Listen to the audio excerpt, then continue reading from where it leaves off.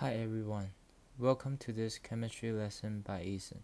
This video is a lesson for topic 1, describing oxidation and reduction process. Oxidation and reduction reactions takes place in oxidation and reduction process, which we call it redox reaction for short.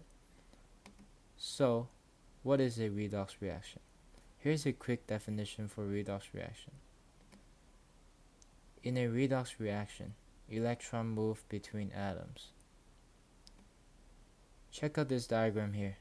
We got atom A and atom B. There is an electron moving out of atom A to atom B. So this is a oxidation reduction reaction for sure, because there's an electron moving between the atoms. Now we can describe the movement of this electron using oxidation and reduction. So let's learn specifically what these two words mean. Reduction is a gain of electron, while oxidation is the loss of electron. It may sound a bit confusing because usually when you have a reduction of something, you have less of it. But anyway, we'll talk about it later about why a gain of electron is called a reduction. So we got oxidation and reduction. What's happening to atom A and atom B over here? Well, atom A is giving up one of its electron. It's losing an electron. So for atom A, oxidation is taking place. Atom B, it's receiving a electron and it's gaining an electron.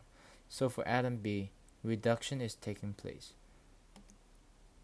We can also say that atom A is being oxidized while atom B is being reduced.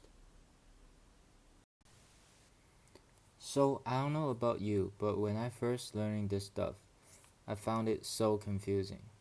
Why should a reduction be a gaining of electron? Check out an example here. This is because electrons have negative charge. As you add electron to something, its charge goes down. More electron you add, the lower the charge.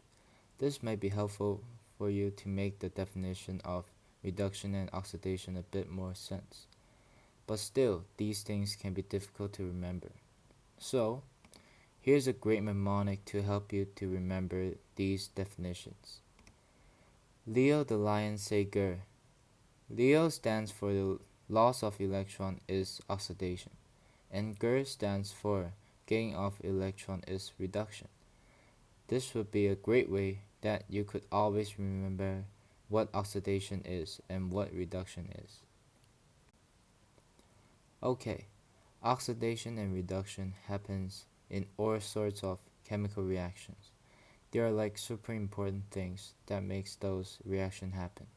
So, to learn more about this stuff, let's look at an example of chemical reaction where oxidation and reduction is taking place. So, here is a chemical reaction that we are going to talk about. Sodium and chlorine coming together to make sodium chloride. Now, sodium chloride is an ionic compound, which means it's made of ions, specifically sodium 1 plus and chlorine 1 minus ions.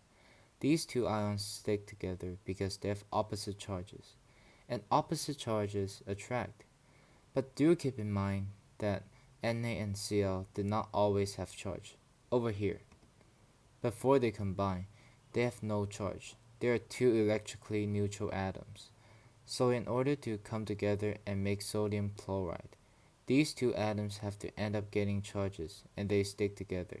So let's talk about how this happened and how did they end up getting charges.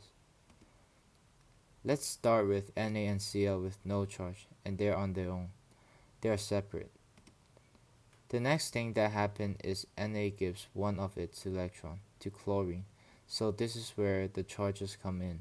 Sodium loses one of its electrons, so it becomes Na+. Chlorine gains one electron, so it becomes Cl-. Now, we have two ions with separate charge. What does opposite charges do? They stick together. So, these two ions come together and they stick, making sodium chloride. So, this is the process when we start from electrically neutral atoms. We have an electron transfer and we get ions then stick together.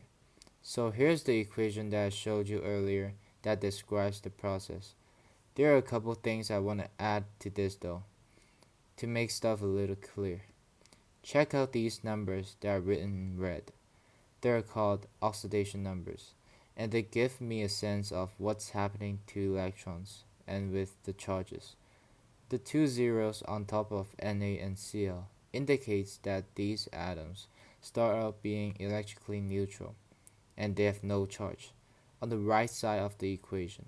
Once the sodium chloride has taken on charges and chlorine have a -1 charge and sodium will have a +1 charge.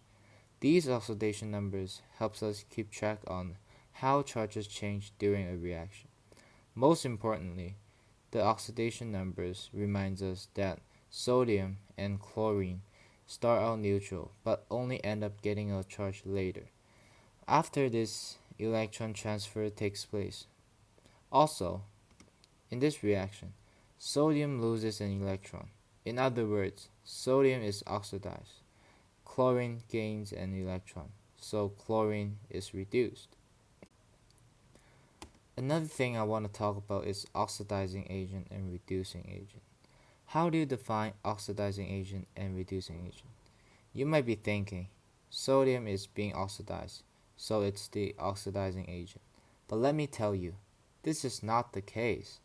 Actually, in this reaction, Cl is the oxidizing agent while Na is the reducing agent. That's because Cl is the one which causes Na to be oxidized.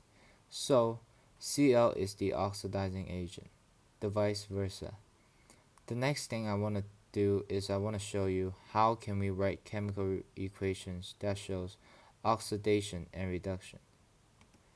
So here are two half reaction for this equation. For oxidation, you can see that an electron has been split out from Na atom, so it's losing an electron. For reduction, we can see that electron is combined with Cl and becomes Cl minus. Finally, that we have learned that oxidation and reduction always have to happen at the same time, because when one atom gets an electron and gets reduced, it had to get that electron from somewhere else, which means another atom has to lose an electron and get oxidized. Okay, I think you've already learned enough about oxidation and reduction process. Now, let's try a few questions to test on your understanding of redox reaction. The equation is zinc 2 plus magnesium to form zinc plus magnesium 2 plus.